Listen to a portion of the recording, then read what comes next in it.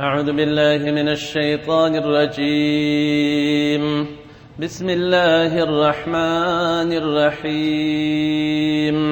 الحمد لله رب العالمين الرحمن الرحيم مالك يوم الدين إياك نعبد وإياك نستعين اهدنا الصراط المستقيم صراط الذين أنعمت عليهم غير المغضوب عليهم ولا الضالين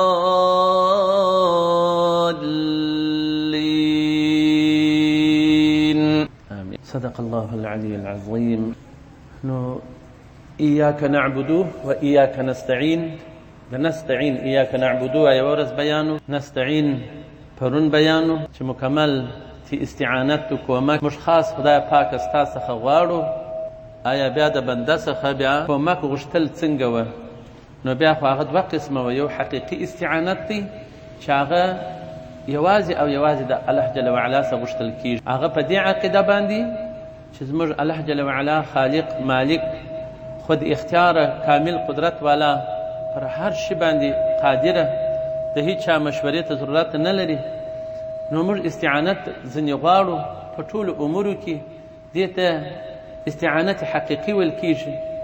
نو که پر دغه عقیده د خدای پاک سړی بنده مشهوره کړي، بنده ته د عقیده ولري استعانت ځینې غواړي، نو بیا هغه سړی کافر کېږي، مشرک کېږي. او بل استعانت ظاهري دی چې هغه د یو بنده څخه ته یو شی غواړي، د ډاکټر یې غواړي، د پیر یې غواړي، د عالم یې غواړي چې دغسې مشکل مې دی دا حل سي. هغه په دې عقیده مسلمان نه وي ورته چې دی هغه صفتونه د خدای پاک ته د سره دي، خو یو بنده دی د خدای پاک په عقیده باندې ځینې غواړي، نو دې ته استعانت ظاهري وایي، دا جائز او روا. نو الله جل وعلا شانه فرمایي چې بندگان د خدای پاک خو نو هغه و چې نیمه الحمدلله چې د هغه صفات د خدای پاک و، او نیمه چې د هغه د بنده سوالونه دي. نو اوس موږ تاسې دلته ایاک نستعین، دا موږ ستاسو څخه طلب د معاونت کوو، دا هم د بنده غوښتنه ده. اهدي هدایت وکنا و مشته الصراط د لارې المستقیم چې هغه برابره لار ده، و هغه حق لارې ته مشته هدایت وک. دا هم سوال دی، د خپل خدای پاک څخه سړی سوال کوي. سوال د خدای پاک څخه کول دا یو بهترین عبادت دی، بلکې هغه اصل عبادت دی، بلکې مغز د عبادت ورته ویل شوی دی. نو موږ چې په لمانځه شروع کوو، نو نیمه صفات و ثنا و حمد و شکر د خپل خدای پاک وایو، او نیمه خپل غوښتنې ځینې کوو. نو ثنا و صفت هم ستر عبادت دی د خپل خدای پاک چې څوک کوي، او کم بنده چې د خپل خدای څخه سوال کوي، دا هم مغز د عبادت. نو الحمدلله دا دوه اړخه لري، هغه دواړه ستر عبادتونه او ستر اسرار پکښې کې دي په دې کې، چې دا دغسې حالات په نورو صورتو کې نسته لکه په دې الحمدلله شریفه کې چې را جمع. نو په دې دنیا کې د نیکانو عبادت چې دی، د خدای د اولیاو دوستانو انبیاو عبادت اول ثنا ده، د خپل خدای پاک ثنا او صفت وایي دی. دوهم غوښتنه کوي د خپل خدای پاک څخه. دریم عبادت دی. دا درې ستر شیان دي. نو په ورځ کې د قیامت هم دا دوه شیان موجود دي چې مؤمنان خدای پاک ته وایي ربنا اتمم لنا نورنا واغفر لنا، خدای ته زموږ نور را پراک کړي. کافران، منافقین، ظالمان نور نه لري، روښنایي نه لري، په تاریکه کې وي، پل صراط دی، پر ټول جهنم تیر سوی دی، نری دی، تیره دی، لاندې دوزخ دی، خلک ورلیږي. او مؤمنان څراغان لري، خو بیا هم وایي چې خدای پاک را پرک کړي دا نور. ګوره دعا کوي الله ته په ورځ کې د قیامت. او بیا چې تیر سي جنت کې ثنا او صفت خپل خدای پاک وایي الحمدلله الذي اذهب عنا الحزن الحمدلله الذي هدانا لهذا. ګوره هلته هم ثنا او صفت خپل خدای پاک جنتیان په جنت کې لا وایي. نو د دې دنیا څخه هلته پرېږده. نو اهدنا صراط المستقیم یعنی خدای پاک ارشدنا الى الدین القویم، خدای ته موږ ته رشد و هدایت راکړه او هغه دین سیده لره، الذي لا اعوجاج فيه، چې هیڅ کجروي په دین حق کې نسته، په هغه سیده دین کې نسته چې دین د اسلام دی. وثبتنا على منهاج الواضح الذي رضيته لنا، دا موږ ثابت کړه پر هغه پراخه واضحه لار باندې د اسلام چې تا موږ ته خوښ کړی دی، هغه لار چې هغه لار د اسلام ده، صراط هغه لار د اسلام، صراط المستقیم هغه سیده لاره د اسلام، پر هغه مو خدای پاکه ښه ثابت ولري. نو دا بیا د دې دعا څخه اهدنا صراط المستقیم کې دا پرته ده. بیا دا معلومه شوله چې ډېر انسانان د دې حق لارې څخه کجروي کوي، ځي کږي، سمه لار به روان وي بس غلط کارونه به ورسره کوي، سیده لار به قرار پرېږدي. نو موږ چې دا دعا کوو په لمانځه کې، بې له لمانځه څخه به هم خپل خدای پاک ته د ثابت والي، د استقامت پر حق لار او د هدایت سوالونه به خدای پاک سړی په خپل چکو نسي لاره پیدا کولی. خدای پاک فرمایي، حدیث قدوسی دی، مسلم شریف ته نقل کړی دی، وایي ما ته چې ټوله ګمراهان پیدا کړي یاست مګر نه هغه خلک چې ما هدایت ورته کړي دي. فاستهدوني، تاسې زما څخه طلب د هدایت کوئ، اهدیکم زه به هدایت ته.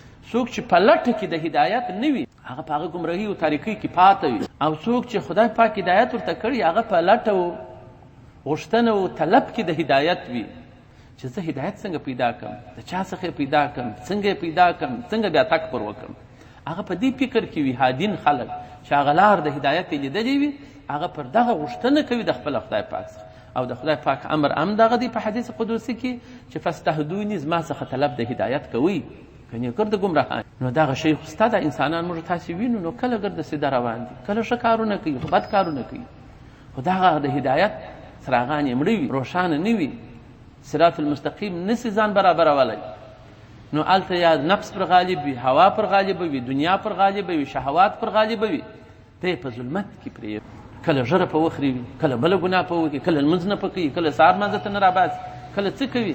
دا یو مخ دا په ظلمت کې دا سړی غرق دی، دا په شهوت کې غرق دی، دا په هغه نفسي خواهشاتو کې غرق. هغه بیا سیده لارې ته ځان نسي سمولی. خدای ته به سړی زارۍ کوي او نو کې کوشش به کوي، وایي ته کوشش کوه، ته حرکت که په دغه هدایت لاره کې، خدای پاک زه به برکت در به.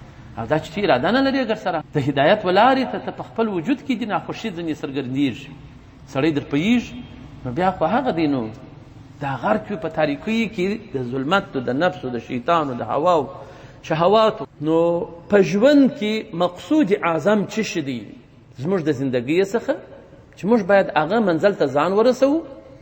الذي هو الهدايه، هغه هدایت دی، دلالت دی. نو الله جل وعلا موږ ته د هدایت لاره راښودلې ده، بیا دلالت راته کړی دی چې دغه قرآن، دغه انبیا علیهم السلام چې پر کومه لار تللي دي، چې دغه سیده لاره ده، د خپل خدای څخه د دغې لارې غوښتنه وکړي او پر دغه لاره باندې ثابت قدمي واوسېږي، او د ثبات سوال هم د خپل خدای پاک څخه وکړي.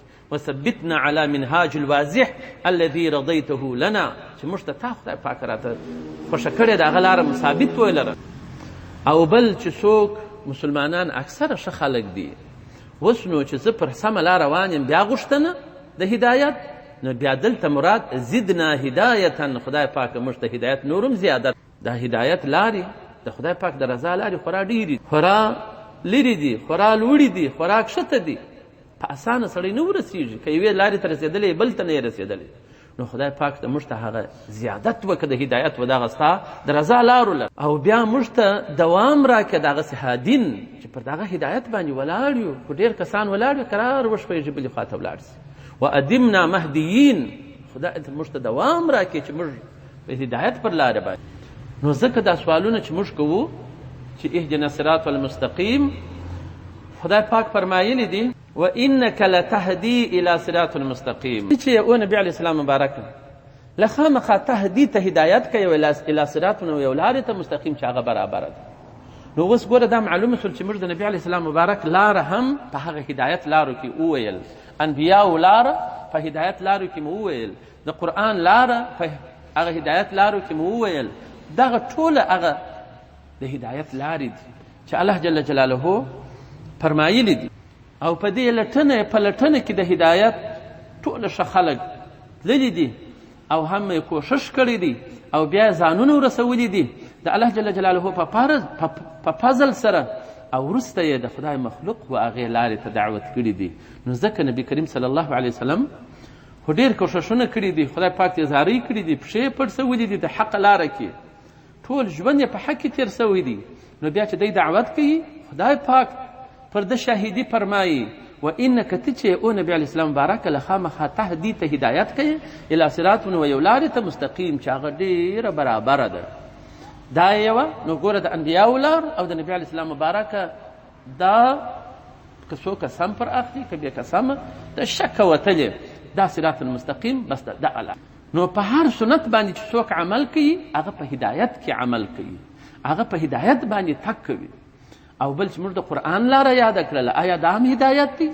بیا الله جل وعلا شانه فرمایي و ان هذا القرآن، په تحقیق سره دا قرآن چې دی یهدي هدایت کوي للتی هی اقوم، هغه لارې ته چې هغه اقوم ډېره سیده لار ده، هېڅ کجروي نسته پکښې. نو ځکه چې بله لار د هدایت سیده لاره صراط المستقیم هغه د قرآن عظیم لاره ده. نو چا چې په قرآن عمل وکړي، پر قرآن په سایه و اتباع کې ژوند پای ته ورسوي، دې سړي پر هدایت لار کې ژوند پای ته ورسوي. چا چې پر مسنونه طریقه د رسول اکرم صلی الله علیه وسلم ژوند پای ته ورسوي، دغه سړي ژوند پر هدایت پای ته ورسوي، په دې کې شک. نو دغه د خدای پاک سره د هدایت غوښتنه چې ټولو انبیاو دا کول، پر ثبات غوښتنه کول چې خدای ثابت مو پر دغه لار ولري، که انبیا دي که اولیا دي. یوسف علیه السلام په دغه کې غوښتنه کوله، اخر پای کې چې د خپل پلار و دې سره یو ځای سوله، ولتوفنا مسلما والحقني بالصالحین. خدای پر دغه هدایت لار، دغه د اسلام پر لار، دغه سمې وفات کې او والحقني بالصالحین، د صالحینو خلکو سره مې یو ځای. او کم وخت چې ساحران د موسی علیه السلام په حقیقت پوه سول چې حق د موسی علیه السلام سره دی، دا پر هدایت باندې دی، نو ټولو ایمان راوړ. فرعون مغلوبه سو په کور ننوتی، لښکر یې مغلوبه سو په کور ننوتی. نو فرعون چې خبر سو چې ساحرانو ایمان راوړی دی، ول په توت به مو وزړوم او لاسونو پښې به مو چپس در پرې کړم، داسې عذاب به درکړم چې چا نه یې ورکړي. نو دی ساحران چې خبر سول ولتوفنا مسلمین، خدایه موږ خو ایمان راوړی دی پر تا باندې، نو پر دغه هدایت لاره، دغه د اسلام پر لاره مو خدای پاکه وفات. ګوره د فرعون چې اوښتل د ده هغه اختارو ته یې باک په ونه کړي، د خپل خدای پاک سره معامله وکړله چې پر دغه هدایت خو یو، پر دغه اسلام خو یو، نو دغسې پر دغه لاره وفات کړي خدای پاک، بیا مځنې اړی. او صحابه و مبارکانو په حق کې به دوی دعاوې کولې وتوفنا مع الابرار، خدای موږ وفات کې سره د نیکۍ. نو د نیکانو سره، د نیکۍ سره دا د هدایت په لاره کې نیکۍ او نیکان پیدا کیږي، دا د اسلام په لاره کې نیکان او نیکۍ پیدا کیږي. نو په دغه لاره کې مو خدای پاکه وفات. او سړی به اعتماد پر ظاهر الحال نه کوي چې ټوله انبیا د هدایت غوښتنه کوي، ټوله اولیا د هدایت غوښتنه کوي، ټول صحابه د هدایت غوښتنه کوي، او ته وایې زه خو پر هدایت یم، زه خو راشه سړی یم. نو دغه سړی هم وایي خطا دی، پر دا خپل ظاهر باندې به اعتماد په کار نه دی، ځکه دا حالات انسانانو متغیر کیږي. ځکه ابلیس زر کاله به یوه سجده وه، زر کاله به یوه رکوع وه، په خپل ځان غره وول زه نو هدایت څه کوم، دونه ډېر عبادت کوم، بلا نو در دغه د هدایت لاره سته، په ځان باندې غره سو، الله جل وعلا وترټوي. ګوره تغییر پکښې رالی. بلعم ابن باعورو اسم اعظم شریف یې زده و، ده زه پر هدایت یم، شکر یې نه وایه، د ثبات و د استقامت خواست یې نه کوئ، خدای پاک وشپړي. برسیسا په نامه سره د هغسې یو لوی سړی و، لوی عابد. دا خلک ګره تغییر الحال، تغییر پکښې رال، کار یې خراب شو. دا لوی لوی علما و چې اسم اعظم شریف د سړي زده دا به څونه علم، خو دوی په دا خپل عبادت و علم باندې غرس وه. د ثبات سوال یې نه کوي. انبیا د خدای د هدایت و د ثبات خواست کوي، صحابه مبارکان یې کوي، اولیاء د خدای پاک یې کوي، علما یې ربانیین یې کوي چې خدای پر د حق لار مو ثابت ولري، خدای حق را باندې وویني اتباع پسې را نصیب کړي، باطل را باندې وویني اجتناب ځینې را نصیب کړي. نو دغسې به سړی غوښتنه د خپل خدای پاک سره د هدایت د همیش دپاره کوي. مولانا رومي صاحب بیتونه پر ویلي دي پر دغو خلکو: 100,000 ابلیس و بلعم در جهان، همچنین با دست و بیدا او نهان، این دو را مشهور و گرنیدا لهو، تا که باشند این دویر باقی گواه، این دو در زد آویخت بردار بلند، ورنه اندر قهر و بس دزدان بدن. قهر آخر په نصیب سو چې دوی د ثبات خاص نه کوي، بل دوی موږ بیخي ښه خلک بیا نو دغه لارې د هدایت دا خدای پاک رضا ته ورتلل دا دغونه ډېرې دي چې هغه بې پایانه دي. نو د دې ژوند تاریک دی، دا د انسان جسد تاریک دی، شیطان په تاریک کې دي چې تا ور امر کوي، نفس و شیطان و هوا و شهوات، دا د ژوند ټولې چارې دا په تاریکۍ کې دي. خو یوازې روښنایي هغه وخت سړي ته په لاس ورځي چې د الله جل وعلا پر هغه هدایت پر لاره باندې برابر او دغه بدن د هغه وخت د ظلمت څخه راوځي چې دی نفس سر ورکاټ کړي، د هوا سر ورکاټ کړي او د نفسي خواهشاتو شاته وغورځوي او نو د یو مخ پابنده د شریعت وګرځېږي، نو دته یو نور راځي د الله جل وعلا له طرفه څخه. نو دغه سړی بره پر هدایت او صحیح لاره باندې بیا تک کوي او روان. بیا داسې دی چې سړی په خپل ځان باندې هم دغه لار نس پیدا کولی چې وایي زه به یوازې پیدا کړم. اوس انبیا علیهم السلام ته خو وحي کېدلې، د خدای پاک له طرفه څخه دی ته هدایت کېدی. صحابه مبارکان ته د نبي علیه السلام مبارک له طرفه څخه هدایت کېدی. امام صاحب مبارک دی د صحابو څخه اخذ کاوه زه هدایت لارې پیدا کړل. نور علماو بیا د امام صاحب مبارک د تابعینو څخه د هدایت پیدا کړي. دغه تسلسل دغه زنځیر کړې را روانې دي تر دغه ساعته. څوک چې په دغو علماو دغه ښو خلکو په هدایاتو باندې عمل کوي، هغه لار کوي، دا به په ورځ د قیامت د هغو خلکو سره وي. او څوک چې بیا دغه ښه خلکو لاره پرېږدي، د علماو ربانیینو لاره پرېږدي، د امام صاحب مبارک و داسې نورو، نو هغه خلک خپل ځانونه خطا کړي، نو هغه پر سور نه دي برابر. او د هغه رقم نبی علیه السلام مبارک صلی الله علیه وسلم ته الله جل جلاله بار بار د دې هدایت بیان فرمایلی دی. خدای پاک فرمایي وان هذا صراطي، دغه زما لار چې ده مستقیما دا برابره ده. نسبت یې خدای پاک ته سوی دی. د خدای پاک لاره چې موږ وایو هغه دغه د هدایت لاره ده. دغه صراطي دا زما لاره مستقیما دا برابره لاره ده. نو دا د الله جل وعلا له طرفه نبي علیه السلام مبارک ته دا توصیه وه، هغه تربیه وه چې د خدای پاک لاره دغسې ده، دغه اخله پر دغه باندې ځه. نبي علیه السلام مبارک پر هغه لاره باندې روان. ما سوا د الله جل وعلا څخه ټول شیان چې وه بالکلیه یې ترک وهلي وه، خو یوازې په لټه کې د دغې لارې وو او په دغه لاره باندې تک. نو بیا چې د رب جل وعلا له طرفه څخه امر وي، انبیا علیهم السلام داسې عمل پکوي چې هر څه وي در هغه تیر شي. ځکه ابراهیم علیه السلام ته خدای پاک په خوب کې وایي زوی دې حلال کړه، نو د خدای پاک لاره اخیستې د هغه سیده ده. چاړه یې راواخیسته، په حلاجېدو یې شروع وکړه. اسماعیل علیه السلام یې حلالوي، خدای پاک د جنت پسې ورته دی کامیابه سو. یونس علیه السلام په دریاب کې ځان وغورځو چې د کلي څخه دی بې اجازې راوتلی و. داسې نو هر نبي د خدای پاک هغه بیا د دغې لارې څخه نه لرې کېږي. او یحیی علیه السلام ته چې خدای پاک ورته زکریا علیه السلام او یحیی علیه السلام دی د خدای پاک په امر بالمعروف کاوه، خلکو ته حق لار ښودل. خو اخر پای کې دی یې اره کړله، نیمه یې کړې. زکریا علیه السلام یې نیمه یې کړي، 2 ځایه په درخته کې اره کړي ګرځه. نو خو دی د دې لارې څخه اوښتي نه دي، تر مرګه پورې دغه د خدای پاک لاره تعقیبول او روان. بل دا د خدای پاک لاره چې ده دا د افراط او تفریط څخه خلاصه. د انبیاو لاره علیهم الصلاة والتسلیمات هغه لاره چې ده د افراط او تفریط څخه خلاصه. د صحابه مبارکانو تابعینو د دې حق علماو لاره چې ده دا د افراط او تفریط څخه خلاصه.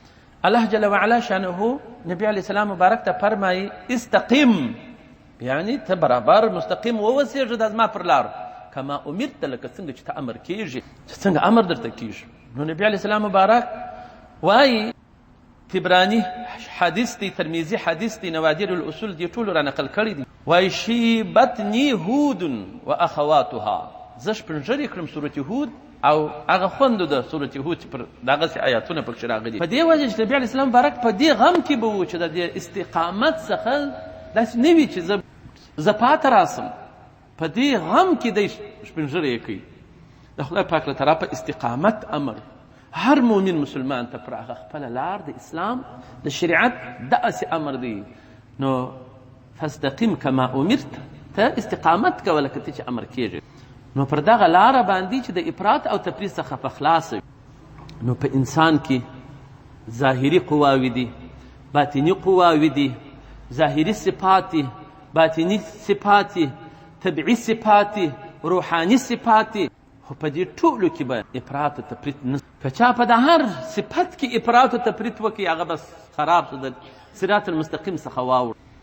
نبی علیه السلام مبارک صلی الله علیه وسلم کله کله به چې هر څه لیدلو درګرد به د خدای په لاره کې صدقه کړله. دستي رب جل وعلا ورته وفرمه ولا تجعل يدك مغلوله، او دا ورته ویله چې کل البسط لا تبسطها کل البسط، داسې مه کوه چې ګرده خیراته یې هېڅ عباره نه لري، خپل کالي له خیرات کړه. او ولا تجعل يدك مغلوله، داسې هم مه کوه چې لاس دې یو مخ بند کړی هېڅ چاته شی نه، یعنې معنا ربه ژوند، مه بخیلتوب نه داسې چې ګرده شان خیراته، وسعت ژوند. او دغه رقم د نبي علیه السلام مبارک صلی الله علیه وسلم ته دغسې د رب جل وعلا له طرفه څخه توصیه سوې وه. موږ هم به روژې نیسو، هم به یې خورو، داسې به نه کوو چې ګرد عمر به روژې وي، د شپې به هم بېدېږو، هم به راکښېنو، عبادت به کوو، داسې به نه کوو چې ټوله شپه بېده وي یا ټوله شپه ویښ. ځکه نبي علیه السلام مبارک یو صحابي دغسې کول چې زه به نه ښځې کوم، نه به شپې بېدېږم، نه به د ورځې شی خورم، نه به د چا سره کښېنم ولاړېږم. نبي علیه السلام مبارک راوغوښتي ویل داسې نه ده.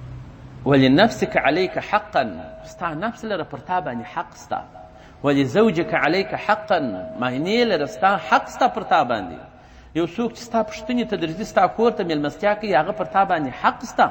نو ته میانه روي کوه په د خپل ژوند و زندګي کې، ګوره په عباداتو کې افراط او تفریط نه. د هغه رقم الله جل جلاله فرمایي نبي علیه السلام مبارک ولا تجهر بصلاتک ولا تخافت بها، مه بیخي په زوروالي په لمانځه کوه او مه بیخي قراروالی کوه.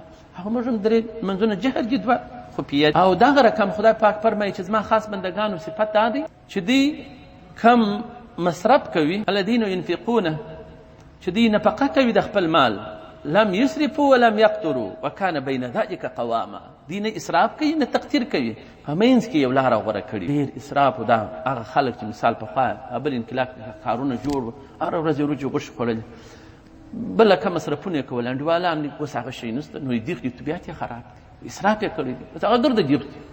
او چې په هغه وخت کې هم اوس هم چا میانروي کړې، چا هغه وسط لاره اخیستې، هغه اوس هم خوشحاله دی، هېڅ شی نشته، هغسې لږ ورسېږي، پخوا هم دغسې په دغه ګزاره کول، په دغه یې قناعت کول. نو په منځ کې د دې صحیح لار د هدایت لار د افراط او د تفریط څخه په هر شي کې خالي. نبي علیه السلام مبارک صلی الله علیه وسلم یو شپه راووتې، که ګوري عمر رضی الله عنه پر مانځه ولاړ دی، په لوړ غږ قرأت وایي. نبي علیه السلام مبارک چې پسې راتېر شو، ابوبکر رضی الله تعالی عنه یې پیدا کړي، هغه بیا ډېر قرار قرأت وایي. نو بیا یې عمر رضی الله تعالی عنه ته وویله ته به نو کې اواز راټیټ کړه، ستا اواز بیخي پورته، دغونه په زوره قرأت هم نسته. ابوبکر رضی الله تعالی عنه ته وویله ارفع من صوتک قلیلا، ته به د خپل غږ څخه یو څه پسې راپورته کړي. ګوره په هر شي کې میانه روي، دغه افراط او تفریط چې موږ وایو نسته زموږ په دین کې، هغه دغه د انبیاو لار. دغه رقم نه به سړی دونه شجاعت کوي چې بس په یې ځان برباد کړي، پر کافر مخامخ روزغله، تکتیک جنګ ټوله د تکتیک دی. الحرب خدعة، چې هم کوه یو ځای پټ سوي، یو ځای ځغستلي، یو ځای بیرته پر راګرځېدلی، داسې به نه کوي چې بس مخامخ هغه به دستي مړ کړي، او نه به دونه جبن کوي چې په کور کې د تلتکانو لاندې بېده چې بس ته کافر راغلی دی یا دښمن راغلی دی. په منځ کې میانه روی ژوند. او خبرې چې کوې بیخي ډېر د قیل و قال به هم نه پکښې وایه، او نه به بیخي داسې خبرې وي چې هغه خلک په خوا بدې کېږي، بلکې میانه د خلکو د خوښۍ خبرې، افراط او تفریط به نه کوې، بل په خبرو کې به ډېر اوږدوالی نه کوې، چې څنګه سوال سوی موافق د هغه سره جواب. بعضې سودایانې خبرې شروع کړي، باره د سړي مغزور خراب کړي چې دا اوس څه کوي، څونه ګډ دی، څه بد مې وکړه چې پوښتنه مې ځینې وکړه، دونه اطناب او اوږدوالی کوي.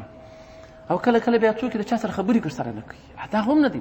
نو زموږ شریعت ټوله هغه لارې صراط المستقیم، هغه د انبیاو د قرآن ټوله په اعتدال کې ده، ترغیب او ترهیب، هم شوق دی زموږ ته د جنت، هم ترهیب بیره ده د دوزخ څخه، ټوله قرآن په ترغیب او ترهیب پکښې موجود دا پکښې.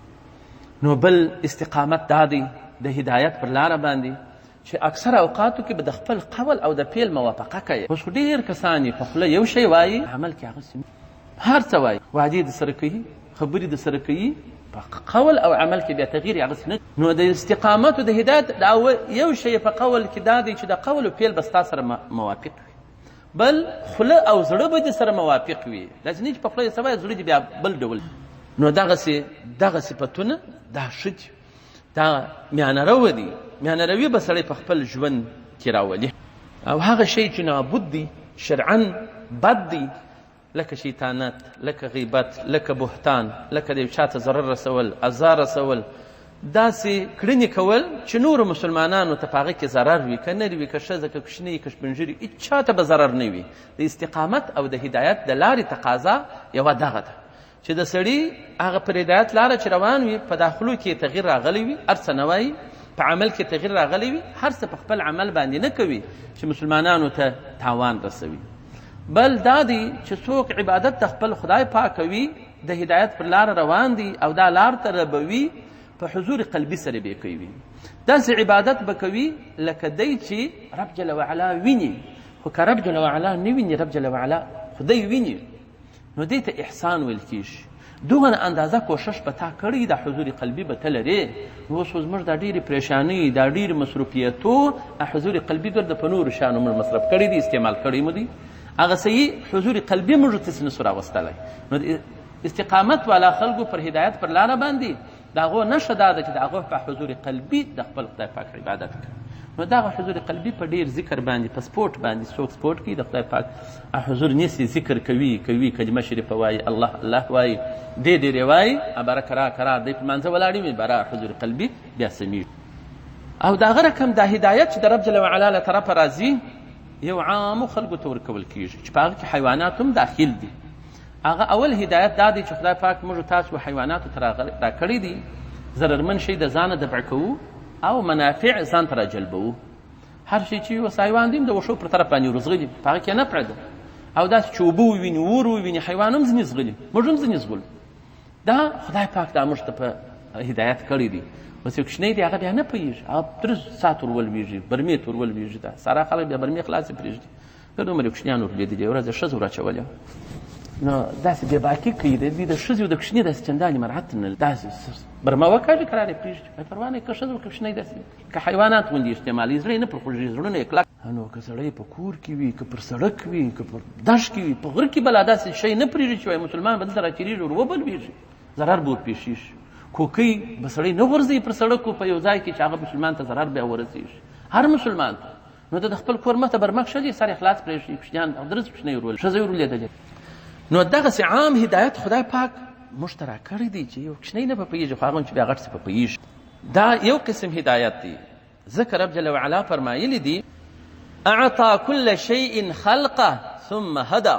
خدای پاک ورکړی دی هر شي ته هغه د جوړښت و خلقت وروسته یې هدایت و ښودنه ورته کړې ده چې ستا سیر دغه دی، دا ستا دپاره ضرر شی دی، دا ستا دپاره د نفع شی دی. حتی در دې اندازې پورې چې هغه بد شیان دي چې موږ ته د آخرت تاوان کوي، هغه هم خدای پاک راښودلي دي چې غلاوې مه کوئ، زناوې مه کوئ، مسلمان مه وژنئ، مسلمان مال مه خورئ، د مسلمان بې ابرویي مه کوئ. ډېر داسې شیان دي چې موږ ته هدایت کړی دي. نو دا که موږ عملي کوو که نه کوو، خدای پاک موږ ته راښودلي.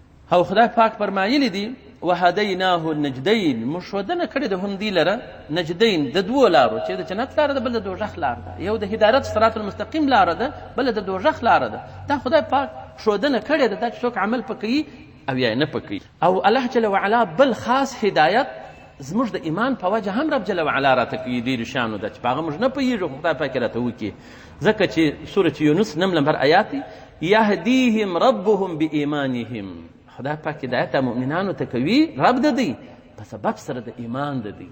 څونه چې ایمان مضبوط وي دغو نه یې هدایت مضبوط وي. خدای پاک له طرفه درته ښودنې کېږي، هغه حق لار ورښودل کېږي، داسې کار وکړي هغه د دنیا او د آخرت غټ خیر.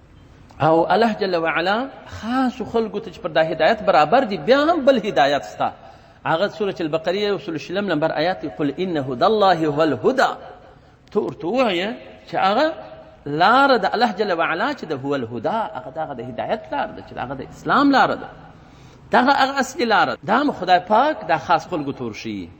او دا هغه رقم انی ذاهب الی ربی سیهدین، نبي د خدای پاک وایي زه ځم و حکم لره د رب زما سجر دی یهدین، ما ته بلار انبیا خو ټوله هدایت دي، خو په هدایت کې نور هدایت دی د خپل خدای پاک څخه طلبوي چې هغه رضا وي د خدای پاک دی، نور قرب دی. نو انی ذاهب الی ربی سیهدین سورة صافات 99 نمبر آیات دی. بل سورة شورا 14 آیات دی. په دا موږ مسلمانان پر هدایت یو، بیا موږ ته نور هدایتونه پکار دي. الله یجتبی الیه من یشاء، خدای پاک د حق لارې ته غوره کوي هغه څوک چې د ده خوښه سي، ویهدي الیه من ینیب، هدایت کوي دغه چا لره و د خپل طرف ته رب جل وعلا هدایت ورته کوي من هغه چا ته یونیب چې د رجوع خپل خدای ته کړي دی شوقمند د خدای پاک د لارې وینو بس خدای پاک بیا هغه ته لاره د هدایت پسې ور وشو نو په هدایت کې هدایت پکار دی بیا هم موږ ډېر د هدایت لاره پسې واخلو او د هغه رقم الله جل جلاله نبي علیه السلام بارک ته فرمایي ووجدک ضالا موږ ته پیدا کړلې ته لار نه وه معلومه په هدا موږ ته موسی علیه السلام د تیه په دشت کې هغه بني اسرائیل 40 کاله سره ګرد یوې خواته نه سوی تللی موسی علیه السلام ځینې ولاړ هغه دوی ګرده ورک وه موسی علیه السلام لاره پیدا بد خلک داسې دي بني اسرائیل د موسی علیه السلام سره ناکي ناکي غوښتنې کولې اباره 40 کاله په یو دشت کې خدای پاک بندیان کړو د شپې د ورځې بیا ټوله ورځ مزل کوي چې ماښام به پرېوتل سهار به بېرته پر هغه ځای ناست بیا به د ورځې مزل کوي ټوله ورځ به مزل کوي هغه چې ماخستن به سو بیده به سو ساعت برخ بیا به پر هغه ځای شاتګ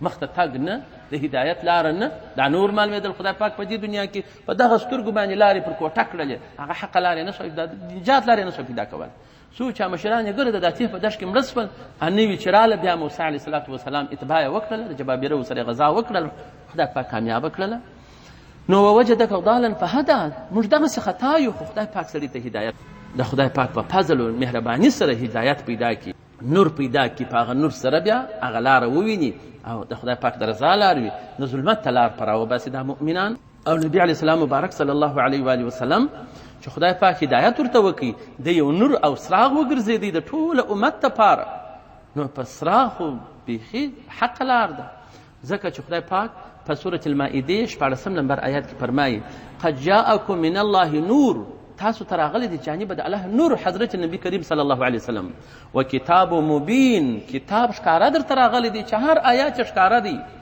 یهدي به الله هدایت کوي به په دغه کتاب او په دغه نور سره چې نبی علیه السلام دی الله جل جلاله خپلو بندګانو ته په قرآن او نبی مبارک سره خدای پاک د خپلو بندګانو ته هدایت کوي هغه حق لارې برابروي نو ځکه چې د نبی علیه السلام مبارک لارې به تعقیبو بس دغه هدایت دی د قرآن لارې به تعقیبو بس دغه هدایت دی دا خو آیاتونه مبارکه دي ګرده نو ځکه چې قرآن چې دی دغه هغه سیده لار ده او د نبی کریم صلی الله علیه وسلم ژوند و اخلاق و خوی و کردار هغه ټوله قرآن نو ځکه چې دا دواړې د هدایت شیان دي او خدای پاک وفرمایله چې زه هدایت په دې دواړو سره کوم او خپلو بندګانو لره چې یو نور دی نبي علیه السلام مبارک دی روښانه څراغ دی هېڅ شک شبه نسته پکښې بل قرآن مبین دی واضح آیاتونه او حجتونه یې ښکاره نو ځکه چې الله جل جلاله نبي علیه السلام مبارک ته وایي وانک لعلى خلق عظیم ته پر یو اخلاق عظیمه وباندې دغه هغه هدایت لاره ده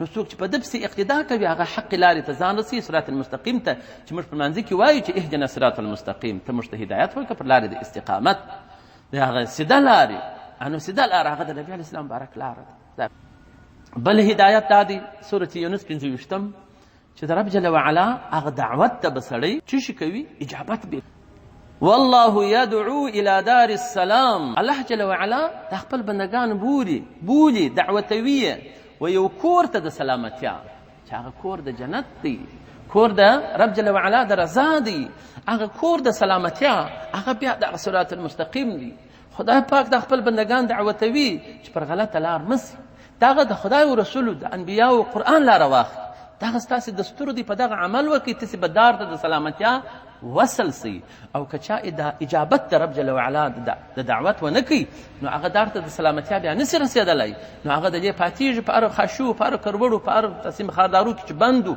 هلته به بند وي بیا د خلاصون څوک نسته او بل ځای کې الله جل جلاله هغه خپل ښه بندګان چې بولي الی صراط المستقیم تی بولي صراط الله هغه لار د خدای پاک د صراط المستقیم څوک کمه ده هغه صراط الله لار د خدای پاک ته نو سورة شورا 53 نمبر آیات نو څوک چې صراط المستقیم ته د قرآن په ذریعه د نبي علیه السلام مبارک په ذریعه ځان رسوي بس هغه لاره د الله جل وعلا ده په هغه کې بیا کجروي نسته یو مخ کامیابي موجوده ده بل ځای کې رب جل وعلا فرمایي قلت ورته وایي او نبي علیه السلام مبارک هذه دغه د قرآن چې خدای پاک ما ته راښودلې ده او زه په روان یم سبیلي دغه زما لار ده ادعو الى الله زه تاسې بولم و خپل خدای پاک رضا و عبادت و بندګۍ ته على بصیرة پر بصارت باندې چې زه په خبر یم لیدلې مې ده دا حق لار انا ومن اتبعنی هم ما لیدلې ده دغه لارې ته زه تستعوتوم او هم هغه کسان دغې لارې ته مو دعوتوي، هغو لیدلې ده دغه لار. اتبعنی چې زما متابعت یې وکړي. نو د نبي علیه السلام مبارک تابعین هغه اصحابان مبارکان دي. د نبي علیه السلام مبارک تابعین بیرته چې هغه اول سر ته ځو چې هغه تابعین مبارکان دي. خیر القرون قرنی ثم یلونهم ثم یلونهم چې امام صاحب مبارک پکښې کې دي په تابعینو کې. بیا تبع تابعین دي چې هغه غټ غټ مفسرین محدثین تیر سوي دي پکښې کې، هغه دي. بیا پسې راځه پسې دا قرنونه هر قرن چې نبي علیه السلام مبارک قرن ته نږدې وي نو هغه ښه قرن دی، هغه بس ښه خلک دي چې په نبي علیه السلام مبارک پسې اتباع کړې ده. نو هغه خلک هم سړی خدای پاک لارې ته بولي پر بصارت باندې. نو هغه خلک هغه علما چې په خپل علم یې عمل کړی وي هغه هم خلک بولي و لارې ته د خدای پاک، هغه لارې ته یې برابروي لکه انبیاو چې برابرول. ځکه دې اتباع د نبي علیه السلام مبارک کړې ده. هر عالم کې چې نشي د اتباع د سنتو په دې کې موجود وي، نشي د اتباع د قرآن په دې کې موجود وي او عمل یې په کړی وي، دا عالم رباني دی. دا خلک د دوزخ د اوره راایستلی سي بامر الله، په فضل او امر سره د خدای پاک، او دوی هغسې عمل کوي لکه انبیا علیهم السلام. نو په دې وجه باندې د هدایت پر برابري باندې چې څه آیاتونه نور او دغه لار چې ده دغه لار ضروري ده. که د دغې لارې څه څوک خطا سو هغه ډېر په تاوان و زیان کې دی، نو هغه دغه کې په خسارت کې دی. او مسلمان ته ډېرې موقع بیا خدای پاک ورکړي چې اوس کافر خو پر دا لارې څخه یو دم لاندې شوه سوی دی، د هغه امکان نشته چې بیا یې لارې ته راپورته. خو مسلمان چې خطا هم سي بیا پر بغلو خدای پاک توفیق ورکړي، لکه په هوا کې چې مرغه پر راګرځي، یا پلا ځینې خطا سي بیا پر راګرځي، بیا خطا سي بیا پر راګرځي، بیا خطا سي بیا پر راګرځي. خو د خطاوې زموږ څه کېږي؟ نو د ثبات غوښتنه به د خپله خدایه کوو چې پر دغه لار مو خدای ثابت ولري. په یوه توبه سره بیرته پر دې لار موږ سیده کېږو، پر یوه خپل تیرو افعالو باندې په پښیمانۍ سره بیرته مو خدای پاک پر دا لاره راښیي او پر برابروي مو. پروا نه کوي وایي زما بنده ما بخښلی یا ایها الذین آمنوا قل لعبادي الذين اسرفوا على انفسهم. وایه زما بندګانو چې دوی اسراف کړی دي پر خپلو نفسو باندې، ګناوې ځینې سوي د هدایت لارې څخه اوښتي دي. لا تقنطوا من رحمت الله، خدای پاک د رحمت نه امیدي دي مه کوئ، توبه ورته وباسئ، پښیماني وکړئ. ان الله یغفر الذنوب جمیعا، خدای پاک ټوله ګناهونه در معافوي. مازې داسې د لارې ته ځان برابر کړه. انه هو الغفور الرحیم، دی غفور دی، بخښونکی دی او رحم کوونکی دی. بیرته به دې وبخښي، رحم به در باندې وکړي، بیرته به دې پر دې سمه لار برابر کړي. نو خدای پاک څخه به د هدایت غوښتنه کوو په اخلاص، او د ثبات غوښتنه به هم کوو چې پر دې لاره مې ثابت ولرې چې خدای در پایه تی کړم. دا یو لوی منزل دی. بیا نو دا مسلمانان ګرده داسې دي، موږ تاسو ته ټارګېټ یې بولي، دا یې راټاکلی دی. در مرګ در وخته پورې هغه مو ټارګېټ دی چې پر دغه لاره به ځان ورسوو. که هلته در مرګ در وخته پورې ورسېدلو بس اخواته جنت دی، بالا کم شی نشته. نو الله جل وعلا دې مو پر صراط المستقیم ثابت ولري. وما علینا الا البلاغ. صدق الله العلی العظیم.